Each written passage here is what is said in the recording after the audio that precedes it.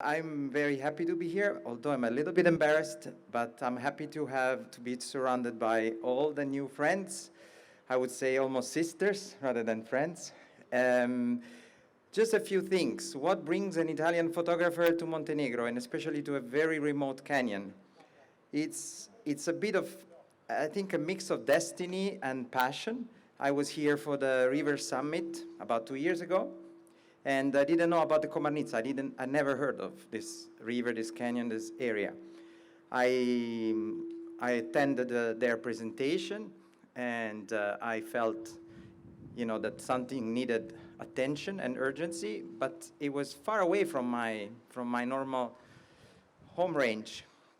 And then all of a sudden I got an email from Adriana. She was inquiring whether I would be interested in documenting the Komarnica, because somehow I apparently had the skills to cover this unique place from above, from underwater, in every way. And I accepted because it sounded like what I like to do is to try to make people care and try to make people stop for a moment in our busy life, which sometimes is only busy because we need to scroll, and pause for a moment and look at places and look at species and maybe ask ourselves, do we belong to a bigger world, or are we just closed in our box?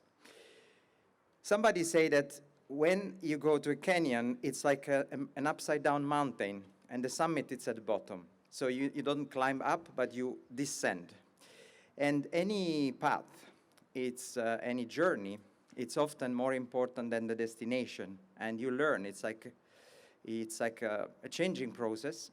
And Komarnica was tough in a way. Also was like peeling an onion, going to the essence of things. And I realized that maybe I was the right person to do this, because I come from a country where very few rivers arrive to the sea. The forest doesn't arrive anymore to the sea. And I was visiting a country where rivers still arrive to the sea and trees still come to the beach. So I can learn a lot from Montenegro, and I hope, I had the perspective to change this point of view and maybe bring some new vision. The choices we made for the exhibitions are to present some protagonists, some inhabitants of Komarnica, not only people, but also large old trees, golden eagles, even small insects and amphibians, which have been there for millennia.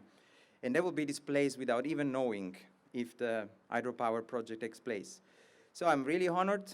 I'm really pleased with the exhibition. Normally, I'm a real pain in the ass for these things. So thank you so much, especially also Giovanna yesterday being my eyes when they set it up. And if you want, we can have a walk through the exhibition, and I can give you some anecdotes, share some thoughts. I would like to dedicate this exhibition to my older son, Niels, who was with me during this expedition. He's now 10 years old, and he endured the hikes to Komarnica. He endured the postcoks and all the other nice encounters that we had. I really, really hope that these places catches the attention of people, because although they seem outdated, exhibitions still allow people to have a bit more attention span about certain topics. So let's hope that this is one more step. And also thank you for making this happen. We walked a year ago, and we look at this place and say, "Man, could have been really cool to make an exhibition." And here it is, so they are amazing. So really, this is for you.